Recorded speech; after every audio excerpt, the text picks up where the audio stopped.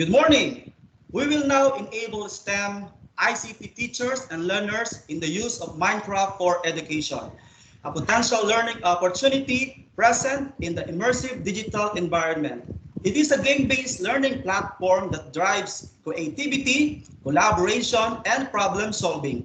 A better understandable concept among students as teaching and learning tool designed to support strong pedagogical practices in learning.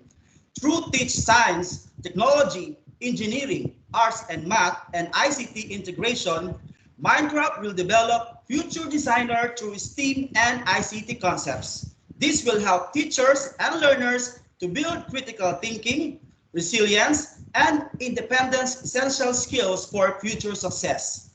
The school's division office of Olongapo City, through Information and Communication Technology Unit, headed by Mr. Arthur Mendoza, and in partnership with Felta Multimedia Incorporated, this virtual training will transform the way students learn, the way educators teach, and aligning to the skills using Minecraft for education.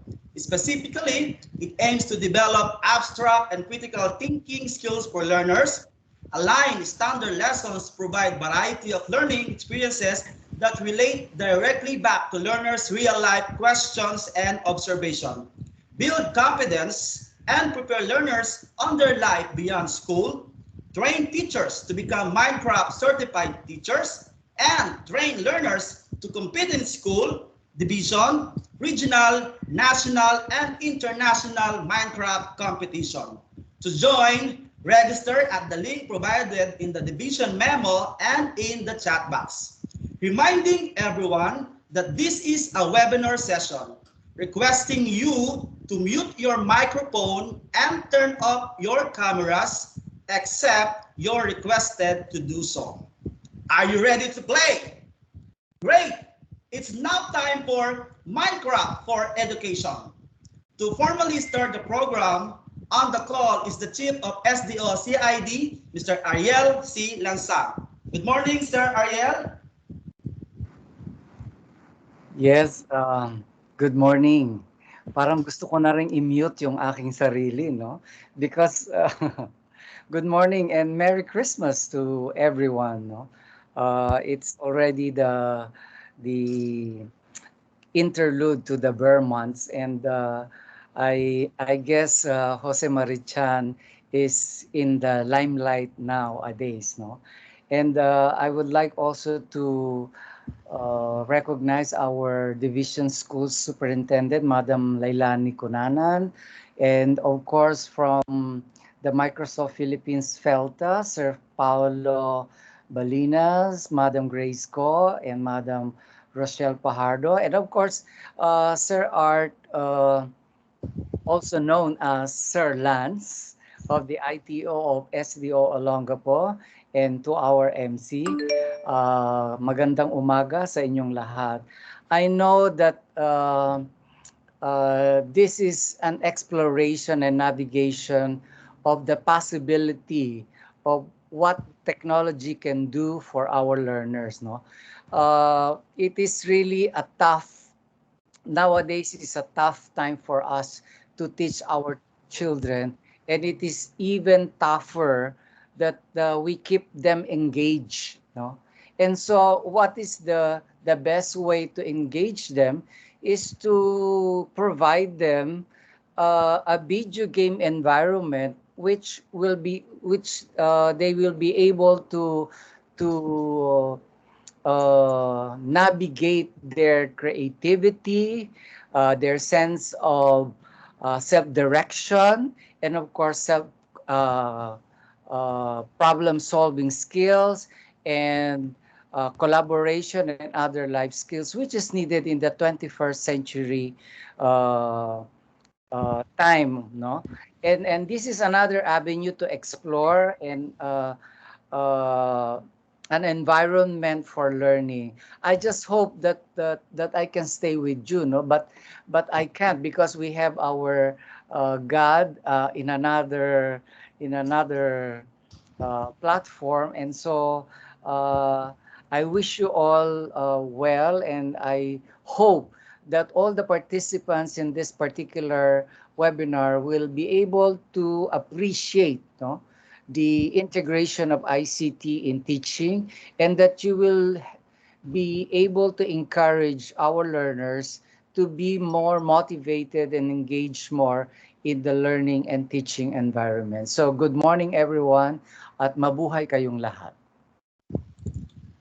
All right, maraming salamat po Sir Ariel for the welcome remarks. Thank you.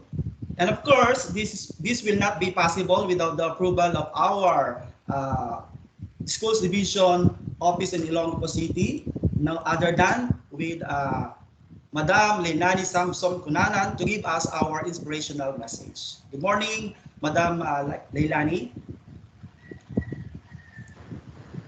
Good morning, Sir Wax. Thank you. At the outset, I'd like to acknowledge all our special guests in this very important activity.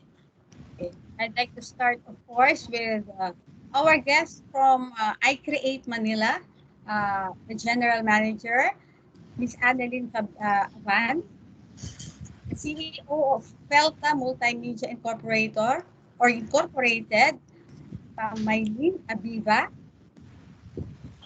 Ms. Rochelle Fajardo, the robotics trainer also from Felta Multimedia Incorporated, and I'm the robotics trainer also of Lego Education Academy. Of course, we also have our guests from Microsoft. I heard, and then this is Sir Paulo, mentioned. Of course, Sir Art, Sir Wax, our ICT coordinators, our teacher participants, and kanina lang also, I'd like to acknowledge the chief of our curriculum implementation division, Sir Ayi. No? So, sabi ni Wax, inspirational. No? I do hope that you will be inspired with what I will be sharing with you this morning, a short message. Okay. So, what do I have in mind? What do I have to share with you to inspire you? I guess I'll have to start with this question. How do we face the challenges brought about by this new normal in education during this time of pandemic? So parang the question is not that inspiring, di ba? But we are all in this together. This is now our second year in this new normal in education. But how do we make the most out of this situation that we are in? We have tried different ways of coming up with solutions and different strategies on how we can efficiently and effectively deliver the curriculum to our learners. So iba-iba na po yung ginawa natin, no? But this time, this is also something new, no? This is Minecraft Education Edition. So MEE or me, no? So why Minecraft, no? I think what we are doing now, we are starting or we are trying to look into avenues that are more appealing to our learners. Ano ba yung appealing sa mga mag-aaral natin? You know, this pandemic, this new normal, since the face-to-face education in the classroom is something new not only to us, but more so with our learners. No? Marami na po yung nadidepress, experiencing a lot of anxieties. No? But how can we be part of the solution? No? Let's not always focus on the problems and on the limitations that we have because we don't have face-to-face education. I'd like to start with a short story. I'm sure some of you have heard about this story being told. No? It's a short story about a donkey. No? So once upon a time, there was this young donkey, no, who asked his grandfather. He said, "How do I grow up to be just like you, Grandpa?" And the grandfather answered, "Oh, just simple. All you have to do is to remember to shake it off and step up. Shake it off and step up." And that's what the old donkey said. And the young donkey was curious and was wondering what his grandfather was meaning to tell him. "What do you mean by shake it off and step up?" asked the young donkey. And so the grandfather told his story. He said that when he was young, while he was wandering, he fell into a deep pit. And then as much as he wanted to get out of that pit, he could not, no? Until after a while, there was this farmer who happened to pass by and saw the donkey in the pit, no? And he felt sorry for the donkey. But after a while, he left. And the donkey was feeling sorry for himself because he was expecting the farmer to help him, but the farmer didn't help him and left. But you know, the following day, the farmer came back with a multitude of people with them. May dala-dala silang pala. No? And what did they do?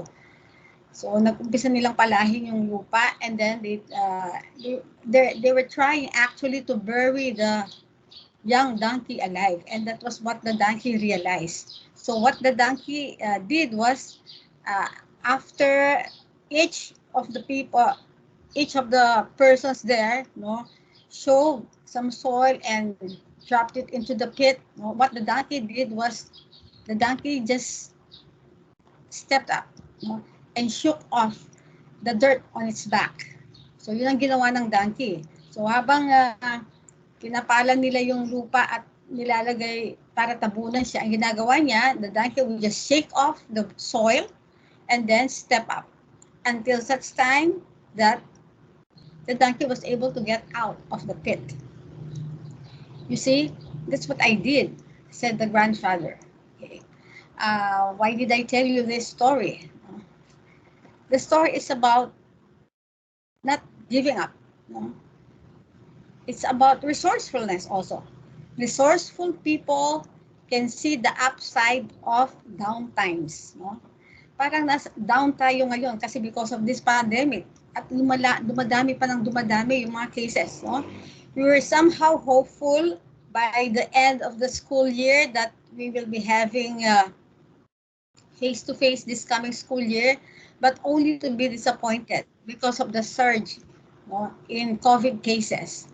At patuloy po yung pagdami. No? Mas mabilis pa po ngayon yung pagdami kaysa dati because of the Delta variant, as we all know. No? So resourceful people actually, they're not willing to give up just because things get complicated. Our life now in education is getting complicated. There's so many challenges that we have to face, especially in educating our youth. No? But you know, not all geniuses, not all are geniuses, and not all can think the way other bright individuals think. No? But you know, hindi naman kailangang maging genius ka para magkaroon ng makaisip ka ng solusyon sa problema kinakaharap natin, no? You just have to be determined that something good is going to come out of this pandemic. Just like the message that I gave our graduates and our completers, no, during their moving up and graduation ceremony. No? Why do we have to sulk and feel sorry for our situation now? No? All we have to do is make the most out of this situation that we are in. No? So yung COVID na yan, na tinuturing natin na salot, no? Look at it as something positive. No? Kanina nasabi ni Wax that this Minecraft for Education edition, no, is a game-based platform. No? Kasi nowadays, especially, nasa bahay yung mga bata, they cannot go out. Ano ba yung tutok nila? Di ba yung kanilang mga gadgets? Just like my children, no? May mga gadgets, so they're so hooked on games. Ako, yung anak ko dati Minecraft, ngayon may bago siyang discovery. After Minecraft, tapos may Mobile Legend. Ngayon yung COD naman. So why don't we use this as instruments in learning? And this is what you are doing, my dear friends, no? And we are so grateful, of course, with the people behind this initiative, Microsoft, no? We have Felta, we have iCreate Cafe. So thank you for partnering with us in our department, no? Yung Felta po, even before I came to Olonga po, I heard about that even when I was in Angeles, kasi nga, yung robotics po nila, yung program nila in robotics is something really that is very good in developing not only the creativity skills of our learners, but even yung kanilang critical and problem solving skills, no? Yung mga courses of 21st century learning na sinasabi natin, nakakatulong po malaki yung inyong mga programa para ma-develop itong forces na ito, yung communication, collaboration, creativity, and critical thinking. No? Add to that, yung fifth C, yung character, because they get to socialize, and in the process, hopefully they get to develop yung character po nila, especially in relationships. No? So try to ask yourself, and we also ask ourselves, what appeal to our learners? Very appealing to our learners yung mga games. So kaya ito po ang naisip po ng ating mga partners, no? I think sabi ko nga kanina, siguro yung COVID, isang paraan para hindi tayo matakot, tingnan natin positibo, no? What we are doing now, introducing this Minecraft for education, is we're actually exercising this concept, no? Ng COVID. Una, yung first letter of COVID is C, no? So yung C na yan, it reminds us of the different skills that could be developed or that we will develop when we adopt games in learning. No? We use games in order our learners be motivated to learn, no? To learn more and to do more. So ano ba yung Cs na yan? Yung communication, yung creativity nila, critical thinking, no? And collaboration. So we try to use this in order to develop all these skills. The second is openness. Okay? Be open to new ideas. No? Be open to different challenges. Be open to different avenues, to different creative ways of doing things. No? Otherwise, if you're not open, you cannot even think about this. Maybe you would ask yourself, is this even possible? Can it be done? No? But, you know, being open will also open different roads, different opportunities for all of us, no? To ensure that the learning of our learners will continue. And of course, V, versatility. No? Versatility is also one way of reminding not only ourselves, no, but even our stakeholders that we can do a lot of things, no? Not only the things that we used to do. We can venture into different opportunities, into different roads, into different experiences. So itong game-based learning experiences na ino-offer natin sa mga learners natin is something that is not new, no? It's just only that we try to maximize their engagement in games, no? Using it to their advantage, and it's being versatile. And then of course yung ingenuity, no? I think I did not further elaborate on what we mean by ingenuity, no? Because all of these things that our learners can create by just using Minecraft, no? They're actually exercising, applying their ingenuity, and even for us teachers. Some of us teachers, you know, when we talk about how our learners now are trying to discover things using technology, so makikita natin na parang napag-iiwanan tayo, no? Siguro hindi yung iba dito ng mga tech savvy, no? But you know, majority of our teachers na who are not comfortable with technology. Marami pa po tayong mga teachers na ganyan, especially yung ibang mga kakontemporary ko, no? And then of course, when I gave this message to our graduates, yung D ko is about discipline. But I think this time, I would use the word determination, no?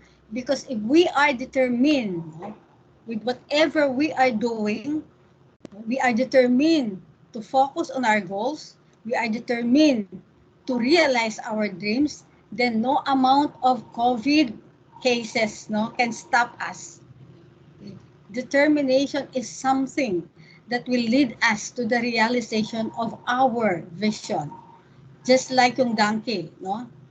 He was determined to get out of the pit, no? Doon sa hukay. That's why what he did was, he just shook it off, and then he stepped up. And that is also what we will be doing. So this Minecraft for education is something that is exciting, not only for our learners, but even for us educators. No? I know that some teachers may not buy the idea at first, but eventually when they see how this Minecraft for Education is doing great things for our learners, I know many teachers will believe in this concept, in this project. So thank you to all our sponsors, to all our partners, from of course from Microsoft, from Felta, from I Create Cafe. Uh, ako po bilang nanay sa SDO Olonga po, and even when I was still in other divisions, yun palagi ang sinasabi ko sa aking mga kasamahan. No? Importante kasi sa atin ngayon, open tayo. No? Open tayo at dapat meron tayong vision o pangarap. Lahat tayo dapat ganon. Ako bilang leader, ano ba yung pangarap ko? Ano ba yung panaginip ko para sa SDO Olongapo City? Kung principal ka, school head ka, anong pangarap mo para school mo? Kung manager ka, anong pangarap mo para sa kumpanya mo? Kung president ka, anong pangarap mo sa kumpanya mo o kaya sa bansa? Kung teacher ka, anong pangarap mo sa mga estudyante mo? No? And so on and so forth. Kailangan muna malinaw yung pangarap, yung panaginip natin. At kung malinaw yon, alam mo kung anong gagawin. You know what steps you are going to take. No? At kung meron man dumating na unos, bagyo, disaster, just like this COVID pandemic, no? You will not be derailed because you know what to do.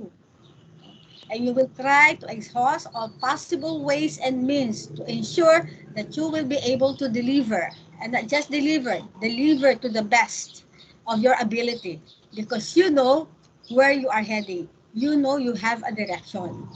Okay? So thank you to all our stakeholders for staying with us, for being with us, and to all our teachers who are here participating in this very significant activity, I should say. Kasi ang gusto ko malaman ngayon, we can even try piloting it in some schools and then eventually we try to determine the impact. Because sometimes, yung iba, they just remain as mere spectators. No? They're just waiting what will happen. What is gonna happen? Will it really work? No? But when they see that it really works, no? May impact siya, mabilis po yung pag-follow ng iba. No? I think this is not the only way that we can, or the only possible solution that we can think of. Marami pa po tayong pwedeng gawin, marami pa po tayong pwedeng pagtuunan ng pansin. Pero ang importante as teachers, tama po yung ginagawa ninyo, no? Saan ba ang interest ng mga learners natin? Saan ba yung motivasyon nila, no? So importante po 'yon at doon tayo po mag-umpisa. And you did it right, no? You hit it off, no? Because Minecraft is something that most of our learners really are hooked on. No? So apart from the other games that they're so obsessed with, no? So sana hopefully next time yung ibang games naman, alam ko sa Mobile Legend ginamit na rin yan, di ba? Sana sa susunod sa COD rin. Kasi yung anak ko masyado siya parang addict na siya sa COD, although sabi ko sa kanila may oras lang sila sa paglalaro, no? Dati 4 hours a day, ngayon 5 hours na. Humirit pa sila ng isang oras, you know. But you know, as parents, no, we only learners for our children, I mean, and whatever possible means that when we can think about in order to ensure that they learn, especially in the midst of this pandemic, we will try all of this. So again, thank you. I've said so much. God bless all of us and good luck to your training. Good morning once again. Okay, maraming salamat, Madam Leilani Cunanan, for a very inspiring message po na ibinigay niyo po sa ating mga participants, sa ating teachers and learners, and of course sa ating pong mga guests for this morning. Actually, ang story po ninyo ay laging inaabangan sa webinar. So talaga pong nakaka-inspire po ang mga ibinibigay niyo pong mga story po sa amin. And of course, no, i-recall lang po natin yung sinabi po ni Madam Leilani about the word COVID, yung acronym po ng COVID. C is for communication, creativity, critical thinking, and collaboration.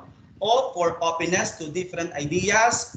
V for versatility, to remind ourselves and our stakeholders that we can do a lot of things. And I for ingenuity, not just playing Minecraft, but having their ingenuity.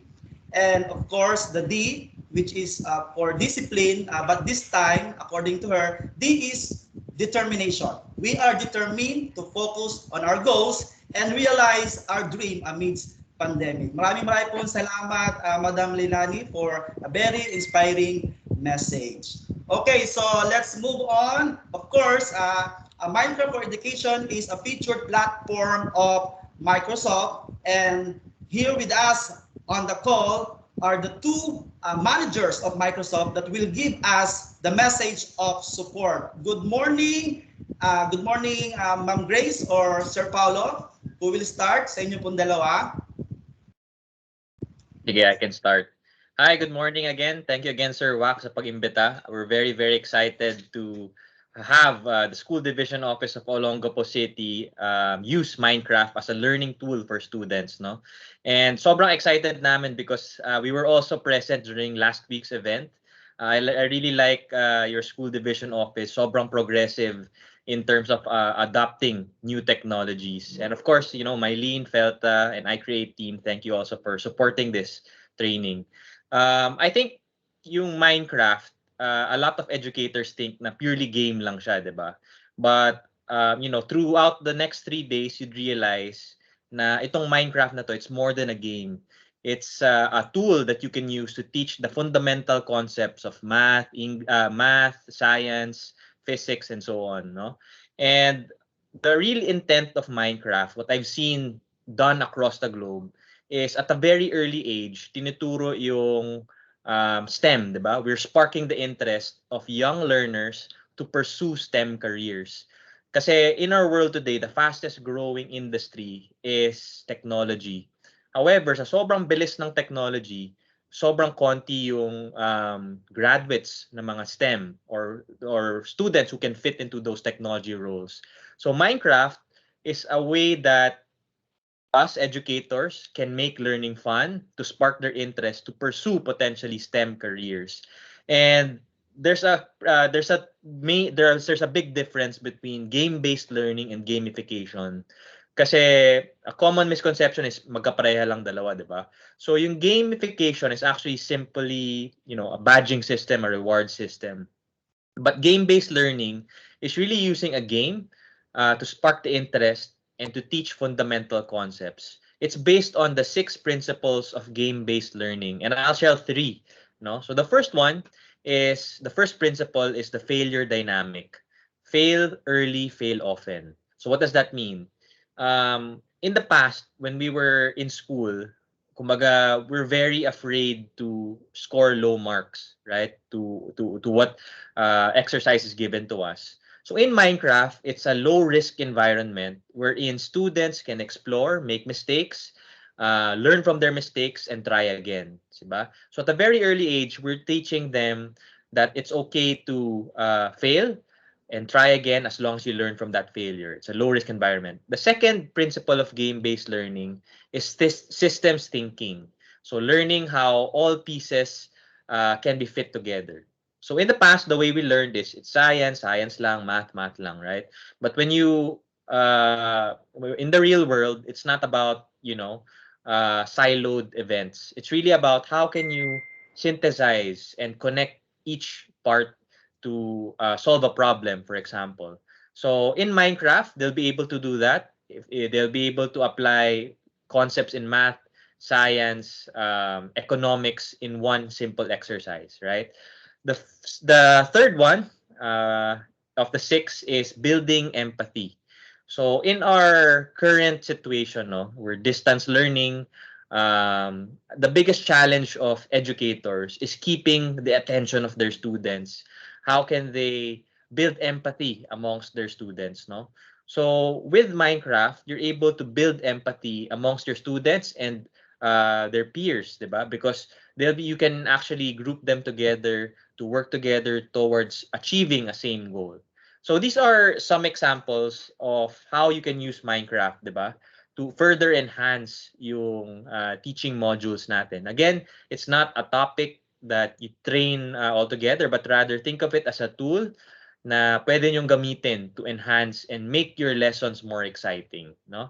And with that, I wish you all the best. Tulad ng sinabi ni Miss Leilani kanina, it's keep an open mind.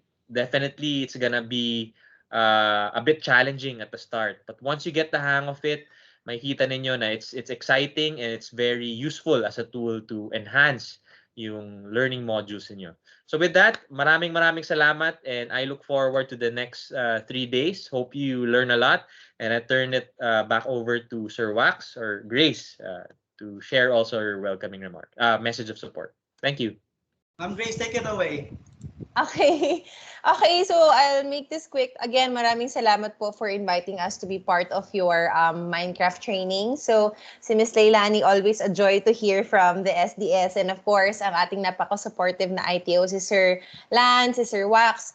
Yeah, today we are joined by one of our global training partners, Felta Multimedia. Isa po sila sa mga kinikilala ng Microsoft na authorized to train po ng official Microsoft content at isa po sa lagi nilang tinitrain lagi is yung Minecraft. So you are in very, very great hands in today's training. So I'm just here to, share to you today na kami naman po sa team namin sa Microsoft, we have a lot of trainings and we have a lot of programs prepared as we roll out Minecraft Education Edition. In fact, ngayon nasa planning stage po kami ng DepEd Central kung paano po namin mas mairo-roll out ng maayos itong Minecraft Education Edition. So, abangan nyo po yan dahil ang kagandahan po that the fact that your SDO is already having this training now, meron po kayong advantage kasi as early as now, pinag-aaralan nyo na kung ano po yung i-roll out ng DepEd. So, di ba, laging ang advantage yan kapag nauuna tayo na mag-training or nauuna nating pag-aralan yung mga ibababa pa lang ng DepEd. And siguro just a small train of thought for the teachers who are joining us here today, no? Gaya nyo, before, ako rin ay isang di ko rin alam ano yung Minecraft. In fact, I clearly remember the day when Minecraft was rolled out in the Philippines and isa ako sa mga parang sinabihan na mag-aral ka kasi kailangan mo tong ituro sa mga teachers. And I'm like, hindi naman ako gamer. Ano ba yan? Tapos parang hindi naman ako IT. So bakit naman ako ang inatasan nyo na magturo ng Minecraft sa mga teachers? But I embraced the challenge and kahit na wala akong any gaming background, so sobrang out of touch ko sa mga games like mga Mobile Legends, wala akong League of Legends, walang ganyan. But what's surprising is when we were trained on Minecraft, it was really, parang we were like a beginner again. And for the first time in a long time, it was, as a teacher, as a facilitator, I actually learned how to let go of control. And, parang really learn the basics of the tools. And parang it was also an eye-opener for me kasi yun nga, parang Minecraft is structured in a way for us to be, to be able to give more confidence to our students and allow them to actually utilize this tool, allow them to create their own outputs from this tool, allow them to make mistakes, sabi nga ni Paolo earlier, and allow them to actually explore their creativity. So wag po kayong matakot. This is a new tool, pero we've been receiving very, very great feedback from the field, both from teachers and students. So super exciting at marami po tayong programa na nakasuporta dito. And of course, meron po tayong mga partners tulad ni Felta na nandyan po lagi to help us, really utilize this tool. So good luck po sa inyong training. I wish you all the best and we can't wait to hear how your division would be using Minecraft Education Edition. Back to you, Sir Wax. Okay, maraming salamat, Ma'am Grace ko and Sir Paulo Balinas for your support in our division. At narinig po natin mga teachers and learners, isa po tayo sa nauna na mag-train po ng Minecraft. Kaya this is really an advantage for us to start Minecraft for education. Kaya maraming pong salamat. And of course, this will not be possible na magkaroon po tayo ng isang quality training without the support of Felta Multimedia Incorporated. And this morning, we have in the call Miss Mylene Abiba, the President CEO of Felta Multimedia. Yes, good morning, Ma'am Mylene. Good morning, Sir Wax. Good morning, Superintendent Lailani Cunanan. Magandang umaga sa inyo, Sir Lance Mendoza, our ITO officer for DepEd Olongapo City. Magandang umaga po sa ating mga educators, sa ating pong mga learners, mga parents, at mga school administrators. Yan po, in behalf of Felta, we really have a really so honored to be a Microsoft Global Training Partner since 2013. And as Grace and Paula has mentioned, kami po ay expertise po namin ay Minecraft education. And this has been really our banner topic or module because we know that even using Minecraft education, magagamit din po natin sa karamihan ng ating mga academic subjects, particularly po sa STEM. And just to give you a background of our journey in Minecraft, we have already been teaching Minecraft education tutorials in iCreate Cafe Manila since 2017 when it was introduced po. And we are happy that a lot of our learners are really learning the academics through Minecraft education na hindi lang po siya just gaming, but it is really game-based education and learning. So with this, we have now a roster of what we call Minecraft education champions. They are actually even mentoring younger students or learners na paano po i-navigate ang Minecraft education so that we can have a more cohesive community of Minecraft educators and also learners in the Philippines. And as Paul has mentioned, there are 6 principles of game-based learning. Nasabi na po niya, yun nga po, the failure dynamics, fail early, fail often, flexibility dynamics, which is provide multiple paths to success, the construction dynamic, which is build something that matters, and also situated meaning, learn new ideas by experiencing them, also system thinking, learn how all pieces fit or can be fit, and building empathy, bridging players together to achieve a common goal. Lahat po to natututunan natin sa Minecraft education, and trust me, once you start learning how to use Minecraft education, ay talagang lahat po to ay matututunan natin, and we're going to really be experts in this field. In addition, we have organized the first Philippine National Minecraft competition last year with the theme Renewable Energy. And this year, we're again hosting the second Philippine National Minecraft competition.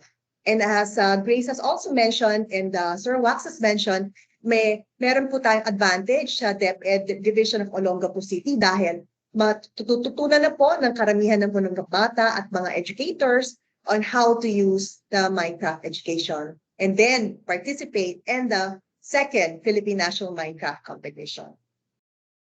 And we are honored and pleased to announce that during the Microsoft Global Training Partner in 2020, during the APAC Global Training Partner training, we were able to receive the Microsoft APAC Global Training Partner of the Year for Best in Microsoft Minecraft Education Edition. So thank you so much, Microsoft team, for the support dahil hindi po namin makukuha tong recognition na to without the support of Microsoft Education Philippines team. And we will continue to serve and be the partner of Microsoft in introducing Microsoft Minecraft education, particularly in bridging the Microsoft Minecraft education to STEM education. Dahil po matutunan nyo, Code Builder is what is the crucial part of the feature of Minecraft education. And the software will really be able to navigate you in all of the STEM programs and make you build better worlds for the Philippines. So thank you so much for DepEd Olongapo City for being very progressive, having a dynamic team. You have Sir Wax, Sir Lance, and all the other educators who are supporting the program. So in behalf of Pelta Multimedia, maraming salamat, and let's build a better world. Thank you so much. Thank you very much, Ms. Mylene Abiba, the President CEO of Pelta Multimedia Incorporated, for the support in our division and to give us a free training for our learners and for our teachers. So maraming pong salamat sa inyo pong lahat.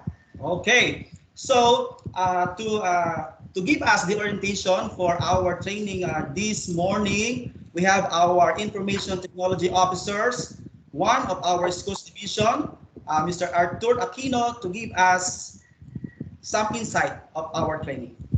Mr. Sir Lance, take it away. Hello po, good morning po. So, mabuhay po tayong lahat. Nagpapasalamat po ako sa lahat ng mga attendees natin ngayon. So, yan po. Nagpapasalamat din po ako sa Microsoft, kay Ma'am Maylene. So, yun. Actually, matagal ko lang gusto ma-meet si Ma'am Maylene.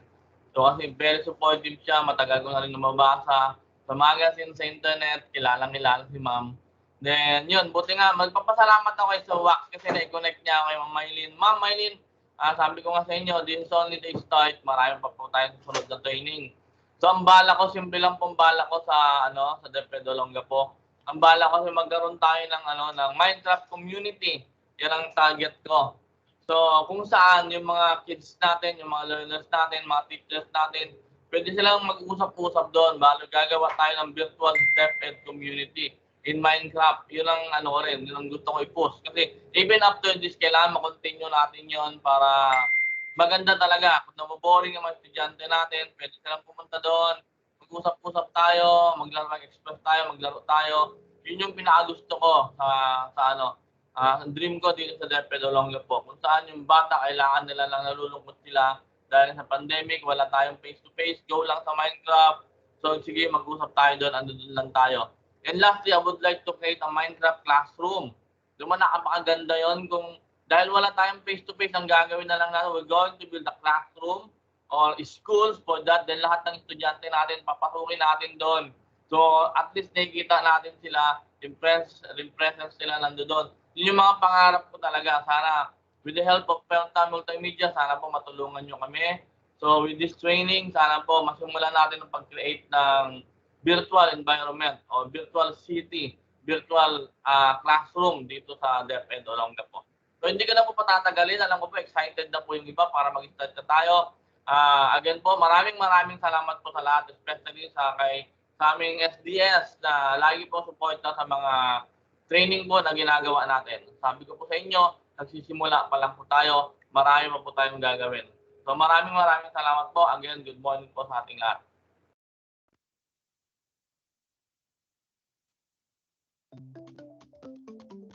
Minecraft is changing the way people learn already. It's already having a major effect. I've described it this weekend as an awakening. I was truly learning with and from my students. These teachers see the excitement with the students, the level of engagement. I think it makes them realize that this is what I got into teaching for. If the kids are so incredibly passionate about this game, there's obviously value in it to them. It's not that it helps kids learn different. They've been learning that way. They've been learning through gaming. It helps us see the way that they learn different. And I think that is the biggest game changer. Minecraft is the one tool I found where the collaboration is incredible. There's a lot of potential where we have students and teachers can come into the same space and interact together. Hey, wait, is this part right here, this part right here? When we give them the license and just give them the challenge, we want you to do project X, Y, or Z. Teach us what you know about biomes. Show us a sustainable build. Show us what you know about volume. They're very comfortable in that environment, and it's really powerful to watch that happen. I've never seen a more empowering tool for kids to use to create. The students have a lot of ownership. They have a lot of autonomy, a lot of agency in that space. You talk about the same experiences that computer programming gives, where you're allowed to fail and you're allowed to do things. Minecraft provides that same experience. My favorite line is build a house, and the magic happens when you do that. To walk into the world that a child has created and to see their excitement, to watch their eyes light up. It is something that you honestly have to experience at least once in your life. They are able to connect what they're doing, their actions, and this seemingly play game environment, but they begin to make connections to their learning. And when they're doing that, you're only bounded by your imagination. The sky is really the limit. It's so often, I guess, these times in education when we feel like we can't take a leap and do something that isn't planned, that isn't tested, that isn't something that fits into the confines of a textbook. But when you look at kids loving learning and learning that we didn't define, nothing speaks louder than that. My feeling is let's tap into the way kids learn. Let's embrace that and let's bring that into the classroom. And when we can do that, we've really, made something happen. The dynamic of the classroom has really changed. It's refreshing to see that kids want to be creative. Kids want to have this to whatever they can or want, or dream. That doesn't happen in classrooms normally. But I think more and more Minecraft is going to be able to help people figure out a collaborative digital future that they would have never imagined otherwise.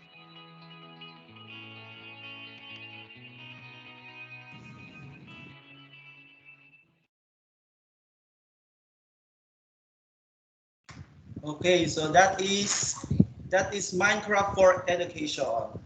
So, wag na po natin patagalin ang ating pong session for this morning. Okay, so get ready for our session for our first topic to be given to us by one of our very her expertise with Microsoft.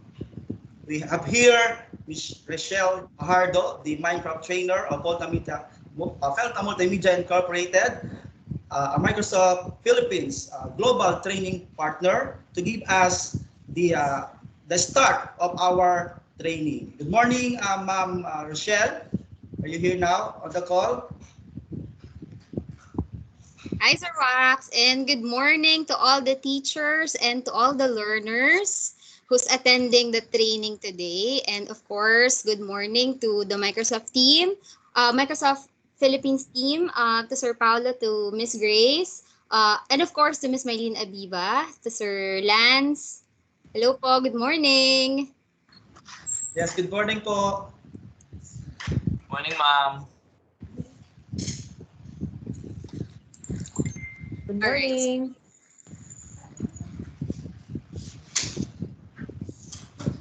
All right, so good morning. Once again, good morning to everyone and welcome to the School Division Office of Olongapo City Minecraft Education Edition Training, enabling STEM teachers and learners in the use of Minecraft for education. All right, so today you'll be hearing some experiences we had during Minecraft Education Edition trainings, workshop, and of course, later after that, we'll be having or we'll be proceeding to the Minecraft Education Edition training. All right, so let's now proceed. So before we start with the training, let me introduce to you first who is Minecraft, who is I Create Cafe Manila, Felton Multimedia, and how did we get started and how did we come up to teaching Minecraft Education Edition and sharing Minecraft Education Edition to our partner schools? So, as what Mylene mentioned a while ago, Felta Multimedia and Microsoft Philippines has been partner for many years already. Aside from Minecraft Education Edition, we are providing educational tools, materials that our partner schools are using under Microsoft, of course. That includes the Microsoft 365. And also, as she have mentioned a while ago, Microsoft Philippines introduced Minecraft Education Edition to us, Felta and I Create Cafe Manila, last 2017. I remember it was me from I Create Cafe Manila na na-assign to train for Minecraft Education Edition, and I was together with DepEd ALS. So we really originally started this Minecraft Education Edition for DepEd ALS. All right. So since then, in-embrace na namin si Minecraft Education Edition. Medyo nakarelate ako kay Miss Grace kasi when they assigned me to learn Minecraft Education Edition, I was shocked since I don't have any background knowledge in gaming, mga Mobile Legends, Minecraft itself. Tapos nung nagsa-start pa lang ako mag-aral ng Minecraft itself, ng Minecraft game, medyo nahirapan pa ako. So for all the teachers na nandito who's afraid of trying out Minecraft, lahat po tayo nag-uumpisa sa hindi natin muna alam until until ma-practice natin and magawa natin siya ng tama. Okay? So, iCreate Cafe Manila is actually the training center of Felta Multimedia Inc. And Felta Multimedia Inc., as we know, is the global training partner of Microsoft Philippines. Now, since then, after our training with Microsoft for Minecraft Education Edition, uh, doon na kami mag-umpisa mag-train ng mga bata, ng mga teachers, and since then on, Felta Multimedia Inc. has been breeding champions through Minecraft Education Edition. So yung mga nakikita nyo pong picture on the screen right now are our very own Minecraft Education Edition champions who joined the first Philippine National Minecraft Competition and esports. So for all the learners who are actually into joining competitions, you are all welcome to join us, all right? But of course, before they're able to join the mentioned competition, they actually started from ground zero as you are, or as you are starting right now. So what they also know, I believe, just like the other learners here, is the Minecraft game itself. Okay, so alam ko, karamihan sa mga bata natin ngayon is really into playing games, and isa na dun si Minecraft. And we use the Minecraft Education Edition itself as our learning tool or teaching tool, and we include that to our workshop. So we've conducted Minecraft Education Edition workshop at iCreate Cafe Manila. And we've been conducting face-to-face trainings, workshop for our kids, and also for the teachers. As I've mentioned, DepEd ALS teachers. And since nagkaroon tayo ng pandemic or nagkaroon ng COVID-19, and all the kids suddenly are not allowed to go outside, of course, iCreate Cafe Manila and Felta Multimedia Inc. didn't stop. So kahit na meron COVID or pandemic and the kids are not allowed to go outside, we still continue our Minecraft Education Edition workshop through the online platforms. So we've conducted Minecraft Education Edition online workshop, and through that, na bigyan natin ng chances yung ating mga kids to continue their activities in Minecraft, not just for a specific topic or lesson or activities that they're doing in Minecraft. At the same time, we're also able to teach coding or programming to those kids. Since in iCreate Cafe Manila, of course, what we are trying to focus with is the coding or programming. All right, and after that, before we proceed with the competitions, let me show to you the recap video of the Minecraft Education Edition workshop that we've conducted, of course, together with Felta Multimedia Inc. So let's all watch this video.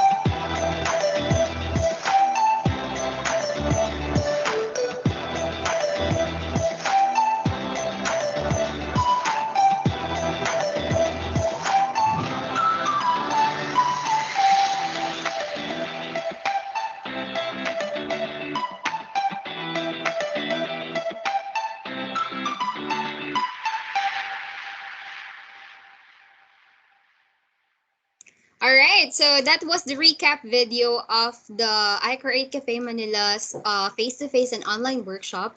I know from the video that I have shown you today, some of the teachers and of course, most especially our learners are very intrigued to how are they going to do those activities na pinakita natin, ano? Well, don't worry, kids and teachers, because later on, we'll be able to do those activities, okay? But aside from that, there's more because aside from the workshops and activities that you can do with Minecraft Education Edition, last year, still during the pandemic, kagaya nga ng sinabi kanina ni Ma'am Lailani, no, walang kahit ano, kahit pandemic ang makakapigil sa atin when we wanted to or when we are determined to do thing or a thing or to achieve our goal.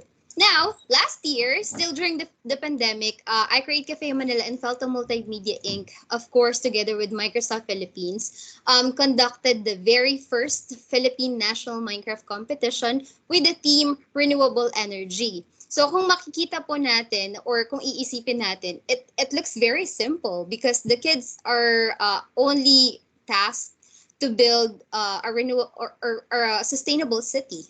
Where, well, with that, it's not that easy since the kids are tasked to build a sustainable city wherein they need to do all the stops, all the things via coding. So lahat po ng activities na ginawa nila, lahat 'yon ginawa nila through coding. All right. So let's proceed.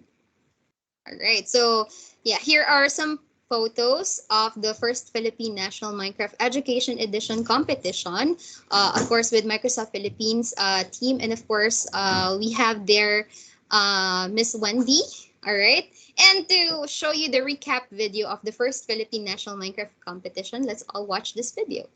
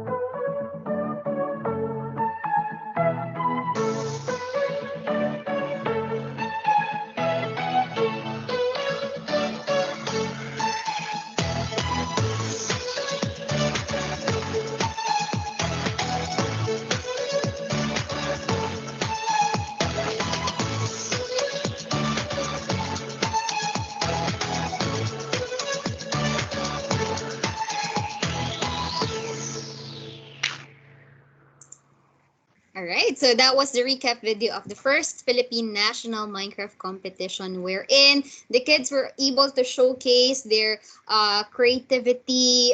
They were able to collaborate with their schoolmates, with their group mates, with their teammates, and take note, this is during the pandemic, okay? So lahat yan nagawa natin ng paraan. And of course, they were able to do their project via coding and they presented it to the judges. So hindi lang siya basta-basta Minecraft building challenge, but it's all in one. All right. And of course, aside from that, we're also able to conduct the different kinds of activities. Different kinds of activities using Minecraft Education Edition. Nandiyan yung Easter egg hunt. Okay. So iCreate Cafe Manila and Felta Multimedia Inc., with the help of Microsoft, of course, is doing our best to keep our students, to keep the kids alive, even if it's pandemic, they're not allowed to go outside. So lahat po yan ginagawa natin ng paraan. So we conducted the Minecraft Education Edition Easter egg hunt, and they were able to join a single world. Naghanap po sila ng mga eggs within Minecraft, and it seems that they're playing together in a single place since they're using Minecraft Education Edition. And of course, we're also able to conduct the first Philippine National Minecraft Education Edition Esports, wherein lahat po ito ginanap last year. Last year yung first Philippine National Minecraft competition, and just this year, yung Minecraft Education Edition Esports, wherein yung mga kids and the teachers and the coaches were able to discuss esports in the curriculum. How are they going to use esports in their classroom? Curriculum case studies, we're able to share that on Facebook, on our YouTube channel. We've conducted webinars as well. So Minecraft as esports, and of course, building your esports team in your classroom. Okay, so we're able to help all the coaches, all the teachers, and the students who wanted to do esports or to use Minecraft Education Edition for esports or sports like this. Okay, and here are some example photos of what happened during the Minecraft Education Edition Esports. Ayan. So if you're wondering what happened or kung paano natin ginawa yung Minecraft esports, here are some pictures. And of course, I will still be showing you a recap video of what happened during the Minecraft Education Edition esports. So let's all watch this video.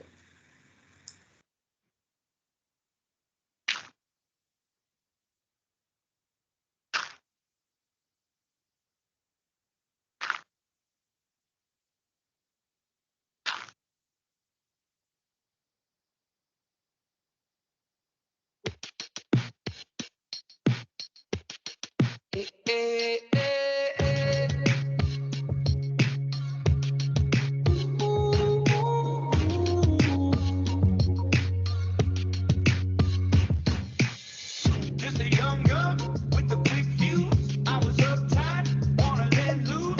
I was dreaming of bigger things and wanna leave my old life behind. Not a yes sir, not a follower. Fit the box with the mold, have a seat. Oh yeah, pick a number. I was lightning before the thunder. Thinking in a bad way, losing your grip. Screaming at my face, baby, don't trip. Someone took a big L, don't know how that felt. Looking at you sideways, party on tilt. Ooh, certain things you just can't refuse. She wanna ride me like a cruise, and I'm not trying to lose. Then you left in the dust, unless I stuck by you. You're a sunflower. I think your love would be too much. Thunder, be the thunder. Lightning, the thunder. Thunder, be the thunder. Lightning, the thunder.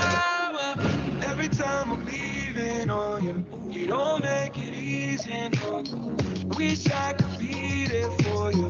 Give me a reason to hold. Every time I'm walking out, I can hear you telling me to turn around. Fighting for my trust and you won't back down. Even if we gotta risk it all right now. Say you're basic, say you're easy. You always riding in the backseat. Now I'm smiling from the stage while you were clapping in the nosebleed. You left me in the dust. It's a sunflower. It's a flower. I think your love would be too much.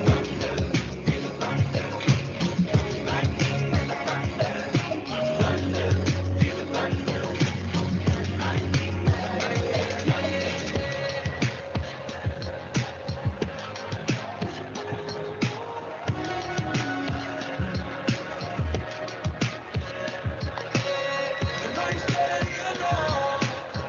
You don't wanna be alone. No one else gonna go. But it's out of my control. Thunder, feel the thunder. Lightning and the thunder.